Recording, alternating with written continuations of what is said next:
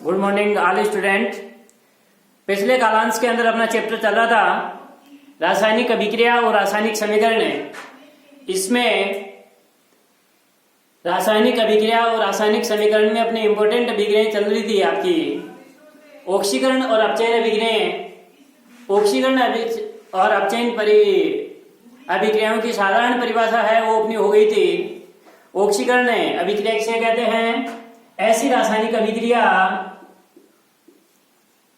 ऑक्सीकरण ऐसी रासायनिक अभिक्रिया जिसमें किसी पदार्थ में ऑक्सीजन या विद्युत ऋणी तत्व का योग अथवा हाइड्रोजन या विद्युत धनी तत्व का निष्कासन होना, कमी होना, कौन सी अभिक्रिया थी? अपनी ऑक्सीकरण थी। इसी प्रकार से अपचयन कौन सी थी? ऐसी रासायनिक अभिक्रिया जिसमें किसी पदार्थ में हाइड्रोजन या विद्युत धनी तत्व का योग अथवा ऑक्सीजन या विद्युत ऋणी तत्व की कमी होना, कौन सी अभिक्रिया थी? अपचयन अभिक्रिया थी। इसके बाद में इलेक्ट्रॉनिक अवधारणा के आधार पे ऊपर भी अपने ऑक्सीकरण और अपचयन की परिभाषा पढ़ी थी। इलेक्ट्रॉनिक अवधारणा के आधार के ऊपर ऑक्सीकरण और अपचयन की क्या परिभाषा है? ऑक्सीकरण किसे कहते हैं? ऐसी रासायनिक अभिक्रिया जिसमें कोई तत्व, परमाणु, आयन या अणु इलेक्ट्रॉन त्यागता है तो वह आपकी ऑक्सीकरण अभिक्रिया कहलाती है। एग्जाम्पल दिया था, जैसे आपका सोडियम परमाणु है। सोडियम यदि एक इलेक्ट्रॉन त्यागेगा तो Na+1 का एक इलेक्ट्रॉन इसने त्यागा है, इसलिए यह आपका ऑक्सीकरण अभिक्रिया का एग्जाम्पल हुआ था। और अपचयन कौन सी अभिक्रिया करती है? यदि कोई पदार्थ, अणु, आयन, तत्व, परमाणु, अणु यदि इलेक्ट्रॉन ग्रहण करता है तो वह क्या कहलाता है? अपचयन अभिक्रिया कहलाता है। ऑक्सीकरण अभिक्रिया में सदैव धनावेश की मात्रा में वृद्धि होगी और ऋणावेश में कमी होगी। अपचयन में ऋणावेश में वृद्धि होगी और धनावेश में क्या होती है? आपकी कमी होती है। यह अभिक्रिया अपनी हो गई थी। अगली जो अभिक्रिया आती है वो अभिक्रिया है आपकी रिडॉक्स अभिक्रिया, जिसको अपन अपव्यय अभिक्रिया भी कहते हैं। रिडॉक्स अभिक्रिया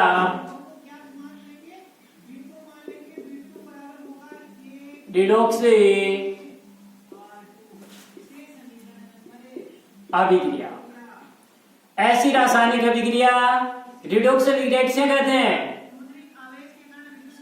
ऐसी रासायनिक अभिक्रिया जिसमें किसी एक पदार्थ का ऑक्सीकरण होता है तो किसी दूसरे पदार्थ का क्या होता है? अपचयन होता है। कौन सी अभिक्रिया कहलाती है? रिडॉक्स अभिक्रिया या अपव्यय अभिक्रिया कहलाती है। कोई एक पदार्थ इलेक्ट्रॉन का त्याग करेगा तो दूसरा पदार्थ है वो इलेक्ट्रॉन लेगा। फॉर एग्जाम्पल मैंने दिया था, जैसे बेटे यह है आपका Zn+ CuSO4 zinc copper sulphate के साथ जैसे अभिक्रिया करेगा तो अभिक्रिया के दौरान आपका ZnSO4+Cu। देखो इसमें कोई एक पदार्थ है वो आपका इलेक्ट्रॉन त्याग रहा है और दूसरा पदार्थ है वो इलेक्ट्रॉन ग्रहण कर रहा है।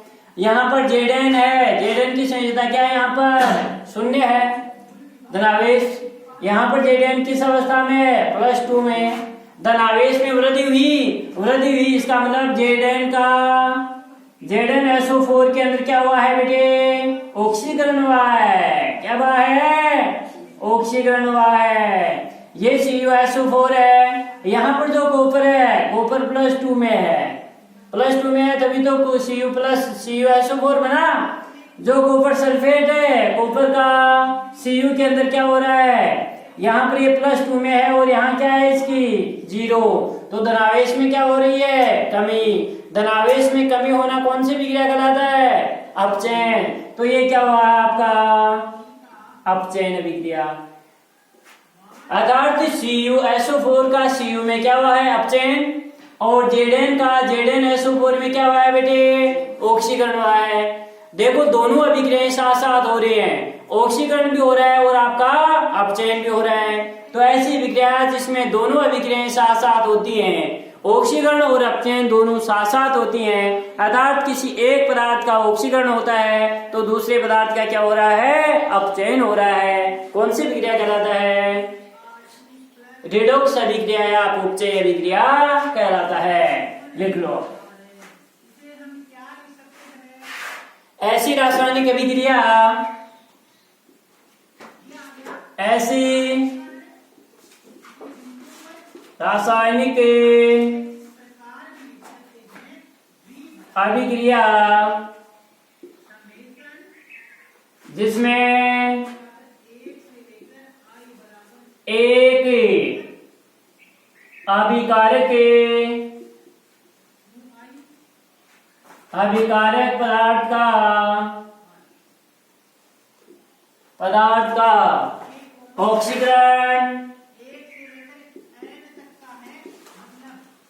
तथा दूसरे अभिकारक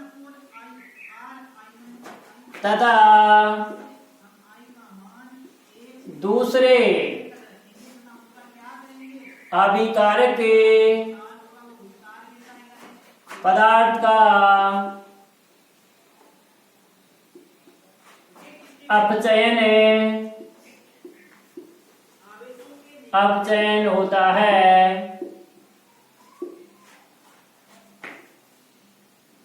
रिडॉक्स अभिक्रिया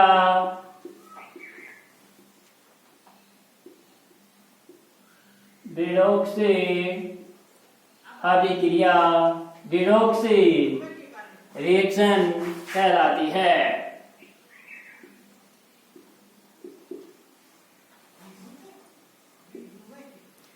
ऐसी रासायनिक अभिक्रिया जिसमें एक अभिकारक पदार्थ का ऑक्सीकरण तथा दूसरे अभिकारक पदार्थ का अपचयन होता है, रिडॉक्स अभिक्रिया कहलाता है। भाई एक अभिकारक पदार्थ था, जैसे मैंने एग्जांपल दिया था, तो एक का ऑक्सीकरण हो रहा था, दूसरे का क्या हो रहा है, अपचयन हो रहा है, इसीलिए इसको क्या कहेंगे अपने, रिडॉक्स अभिक्रिया कहते हैं।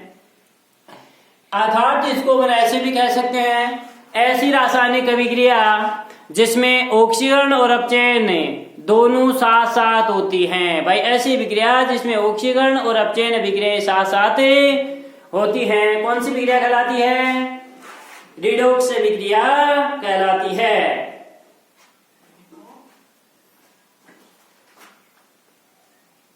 पैरा चेंज करके लिखना, अर्थात ऐसी अभिक्रिया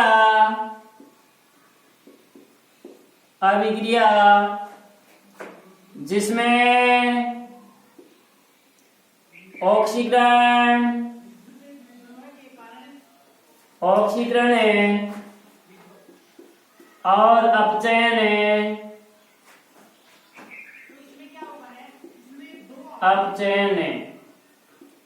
दोनों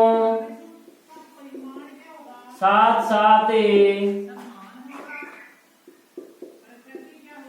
साथ होते हैं, तो इसे रिडॉक्स अभिक्रिया कहते हैं।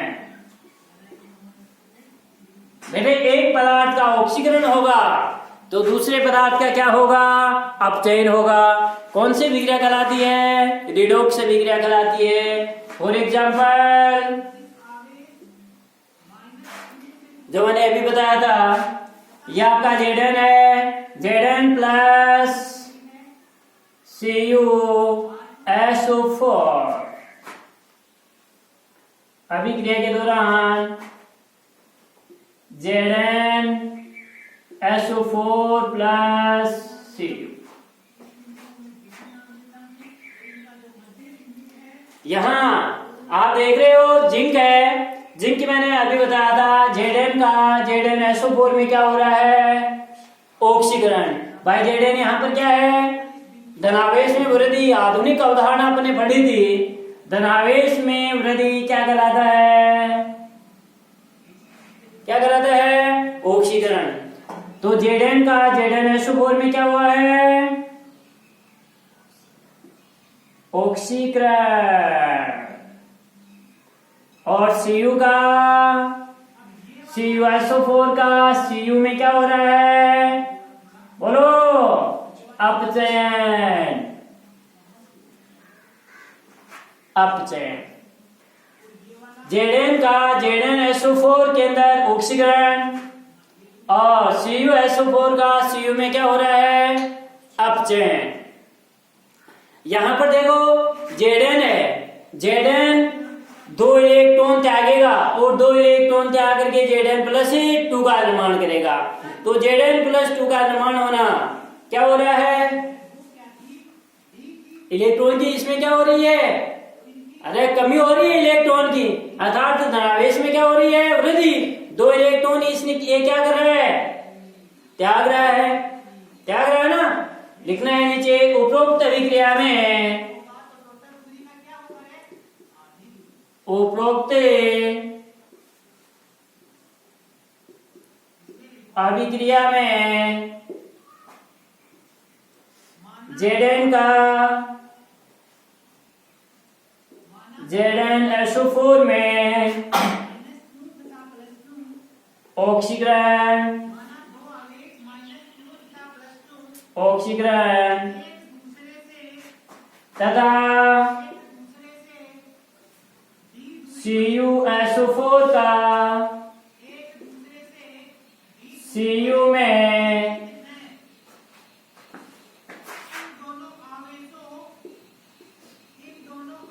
Cu में अपचयन होता है। यहां देखो बेटे, आपका स्पष्ट रूप से दिखाई दे रहा है, ये Zn है, Zn जिंक, ये जो Zn है, Zn 2 इलेक्ट्रॉन का क्या करेगा, त्याग करेगा और त्याग करके किसका निर्माण करेगा, Zn+2 का। भाई यहाँ पर क्या है, +2 है, प्लस कितने इलेक्ट्रॉन का त्याग किया इसने, 2 इलेक्ट्रॉन का। तो धनावेश में देखो यहाँ 0 है, यहाँ पर 2 है, इसलिए क्या हो रहा है, इसका धनावेश में वृद्धि हो रही है। इसी कारण से तो इसका क्या हो रहा है, आपका ऑक्सीकरण हो रहा है। भाई ऑक्सीकरण है ना।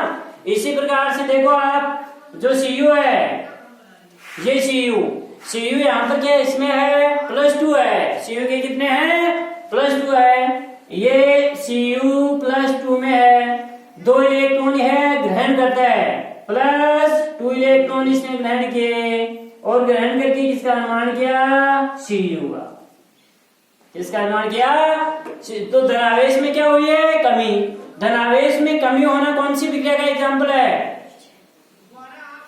अपचयन का। भाई धनावेश में वृद्धि होना तो किसका है, ऑक्सीकरण का, और धनावेश में कमी होना अपचयन का। इसी कारण से ये CuSO4 है ना, ये Cu यहाँ पर +2 में है। भाई +2 के अंदर है, तभी तो आपका CuSO4 बना।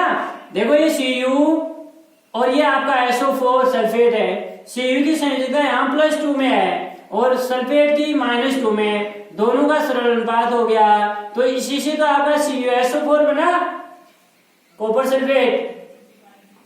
ये तो Cu+2 है, इसमें धनावेश की मात्रा में कमी हो रही है। धनावेश में कमी का होना कौन सी विक्रिया कहलाता है, अपचयन, और धनावेश में वृद्धि होना ऑक्सीकरण। लिख लो है।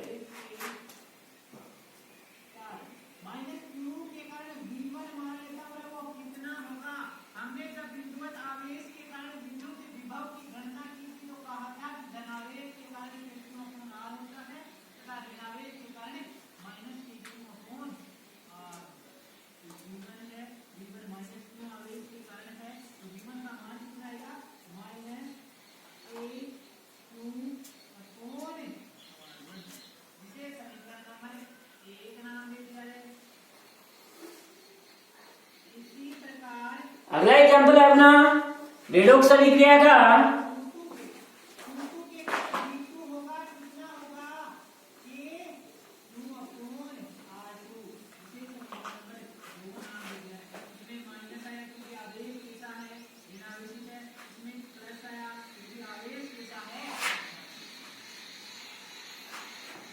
अगला एग्जाम्पल है वह अपना,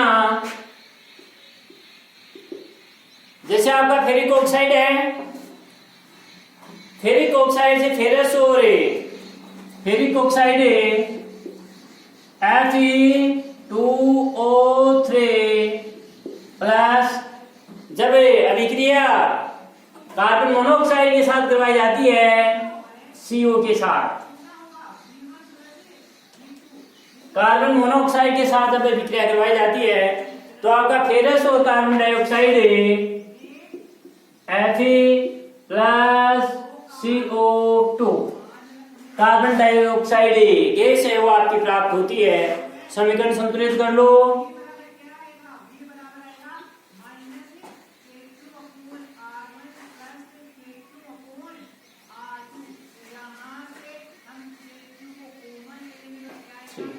ये देखो फेरिक ऑक्साइड है,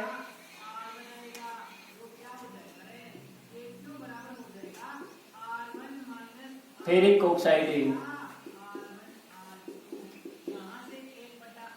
ये कार्बन मोनोऑक्साइड है CO, कार्बन मोनोऑक्साइड, ये फेरस का निर्माण होता है और ये आपका क्या प्राप्त होता है CO2 कार्बन डाइऑक्साइड। यहां पर देखो बेटे आपका दिखाई दे रहा है ये Fe2O3 है, Fe2O3 जो बना है यहाँ ये Fe है और ये आपका ऑक्साइड है O, फेरस यहाँ +3 अवस्था के अंदर है, इसकी संयोजकता +3 है और इसकी -2 है। दोनों का आपका सरल अनुपात नहीं हो रहा है, नहीं हो रहा है तो ये संयोजकता इसके प्रतीक के नीचे और ये यहाँ रहेगी। तो क्या बन गया ये Fe2O3 फेरिक ऑक्साइड बनाना। यहाँ पर फेरिक की संयोजकता देखो कितनी है 3 है, धनावेश कितनी है, आवेश कितना है इसके 3 है और यहाँ कितना है इसकी संयोजकता 0 है, कुछ नहीं है। तो धनावेश में क्या हो रही है, धनावेश में क्या हो रही है कमी, कमी हुई है। इसका मतलब है क्या हुआ है, इसका अपचयन हुआ है। कहने का मतलब है फेरिक ऑक्साइड का ये लोहा है, आयरन लोहे में क्या हुआ है अपचयन हुआ है, क्या हुआ है अपचयन। और यहां पर देखो यह आपकी क्या है CO है, कार्बन क्या है मोनोऑक्साइड गैस है, इसमें ऑक्सीजन है, उसके साथ ऑक्सीजन के साथ क्या हो जुड़ रहे हैं ये योग हो रहा है भाई। यहाँ यदि अपन ऑक्सीजन के देखें तो ऑक्सीजन के कितने 3 है और यहाँ ऑक्सीजन 3 दूनी 6, ऑक्सीजन का क्या हो रहा है योग हो रहा है, वृद्धि तो हो रही है ना। तो क्या हुआ है CO का CO2 में क्या हुआ है ऑक्सीकरण, CO का CO2 में क्या हुआ है ऑक्सीकरण हुआ है, अर्थात कार्बन मोनोऑक्साइड का कार्बन डाइऑक्साइड में क्या हुआ है, ये कार्बन मोनोऑक्साइड है, नाम लिखो तो लिख लेना कार्बन है मोनोऑक्साइड गैस है। ये आयरन है लोहा, आयरन और ये carbon dioxide, carbon dioxide, carbon dioxide.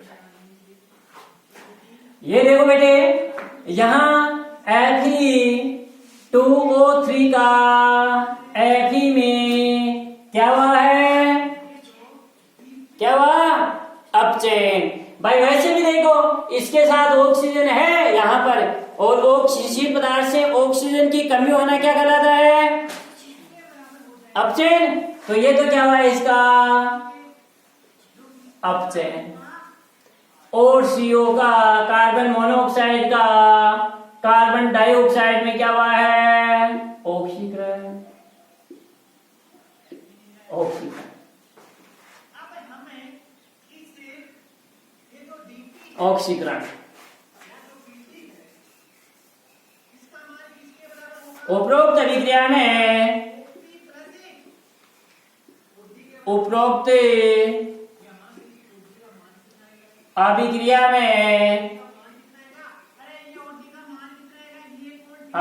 में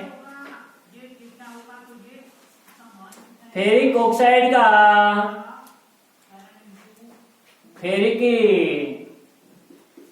ऑक्साइड Fe2O3 का फेरिक ऑक्साइड का आयरन में ऑक्सीजन तथा कार्बन मोनोऑक्साइड का कार्बन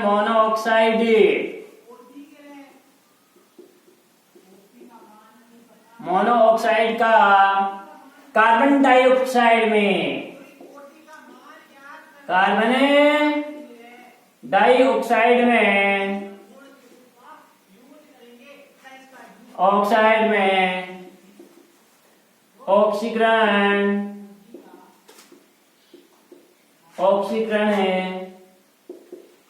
होता है।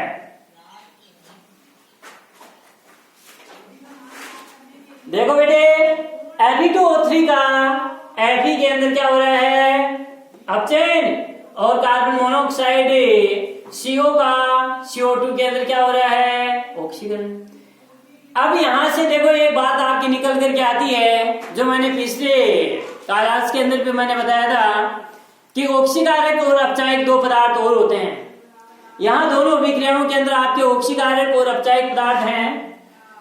वे ऑक्सीकारक किसे कहेंगे, वे पदार्थ जो ऑक्सीकरण में मदद करते हैं, जो ऑक्सीकरण में यानी सहायक का कार्य करते हैं, क्या कहलाते हैं, क्या कहलाते हैं, ऑक्सीकारक कहलाते हैं। जो ऑक्सीकरण में सहायक होते हैं क्या कहलाते हैं, ऑक्सीकारक। और जो अपचयन में सहायक होते हैं वह क्या कहलाते हैं, अपचायक। देखो यहां पर इसका क्या हो रहा है, Fe2O3 का क्या हो रहा है, अपचयन हो रहा है ना। यदि ये CO कार्बन मोनोऑक्साइड यदि नहीं होता तो क्या इसका अपचयन हो जाता, क्या नहीं होता। तो ये क्या कर रहा है, अपचयन करने में सहायता कौन कर रहा है, कार्बन मोनोऑक्साइड। तो यहाँ पर अपचायक पदार्थ कौन सा है, कार्बन मोनोऑक्साइड। अपचायक कौन सा है इसमें, कार्बन मोनोऑक्साइड। और यहाँ पर देखो ये Fe2O3 है, इसका क्या हो रहा है, उसका क्या हो रहा है, सॉरी कार्बन मोनोऑक्साइड का क्या हो रहा है, कार्बन डाइऑक्साइड में ऑक्सीकरण। तो ये ऑक्सीकरण करने में सहायता कौन कर रहा है, ये Fe2O3। तो Fe2O3 कौन सा क्या है, ऑक्सीकारक, अर्थात जिसका ऑक्सीकरण होता है वह तो क्या कहलाता है, अपचायक, उल्टे हैं। और जिसका अपचयन होता है वह क्या कहलाता है, ऑक्सीकारक। तो दोनों पदार्थ आते हैं आपके ऑक्सीकारक, ऑक्सीकारक। वे पदार्थ या वे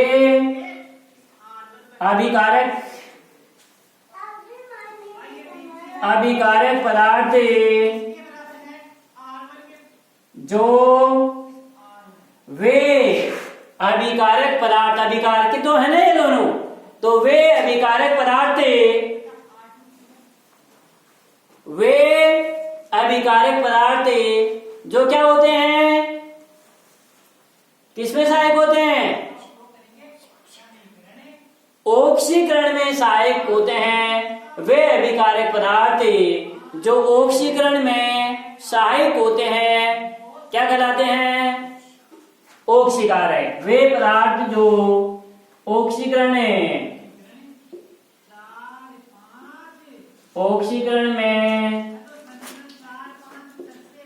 सहायक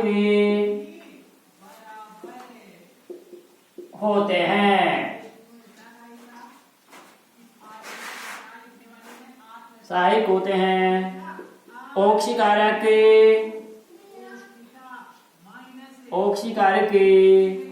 कहलाते हैं, ऑक्सीकारक कहलाते हैं। अर्थात जिस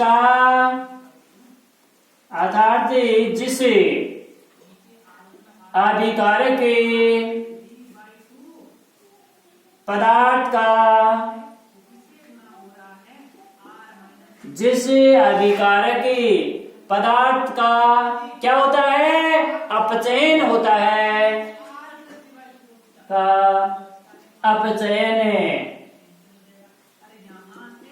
होता है, ओक्षीकारक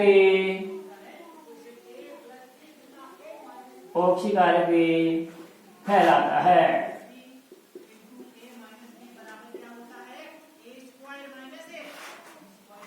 ऑक्सीकारक जिसका अपचयन होता है। तो उपरोक्त अभिक्रिया में देखो ऑक्सीकारक पदार्थ कौन सा है बेटे, कौन सा है,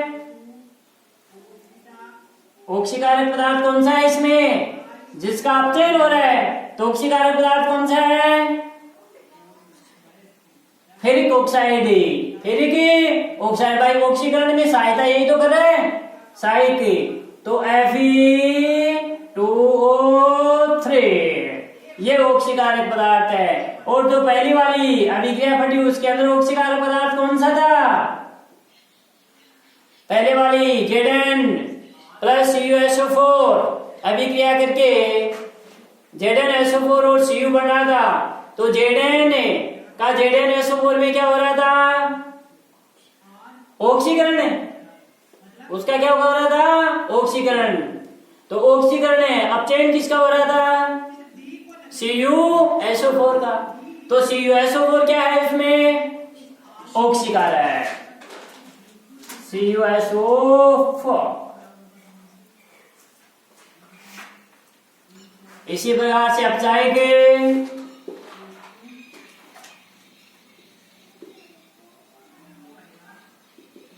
समझ में तो आ रहा है ना, समझ में तो आ रहा है।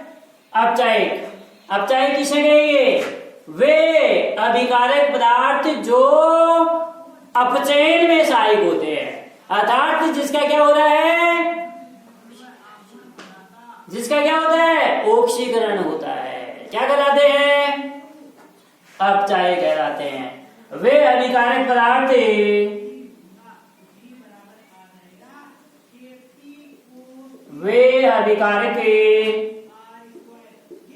पदार्थ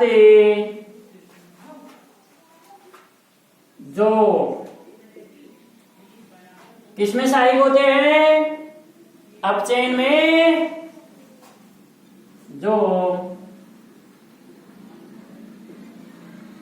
अपचयन में सहायक होते हैं, क्या कहलाते हैं, अपचायक पदार्थ कहलाते हैं, अपचायक कहलाते हैं।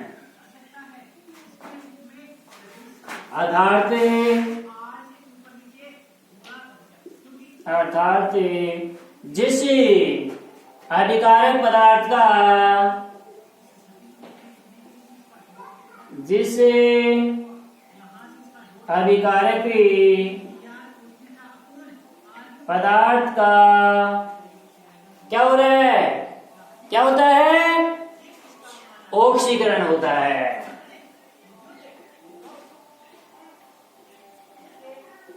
ऑक्सीकरण होता है, अपचायक कहलाता है। जैसे दोनों के अपन दोनों एग्जाम्पल हैं, वो अपन पढ़ेंगे। अभिकारक जो अपचायक पदार्थ हैं वो दोनों में कौन से हैं, कौन से हैं, अपचायक पदार्थ कौन से हैं, इसमें कौन सा है अपचायक जिसका क्या हो रहा है, ऑक्सीकरण। तो ऑक्सीकरण किसका हो रहा है, CO का। तो ये CO क्या है, और पहले में क्या है, किसका हुआ था, है Zn का। किसका हो रहा था, Zn का ही तो हो रहा था कि ZnSO4 का। तो Zn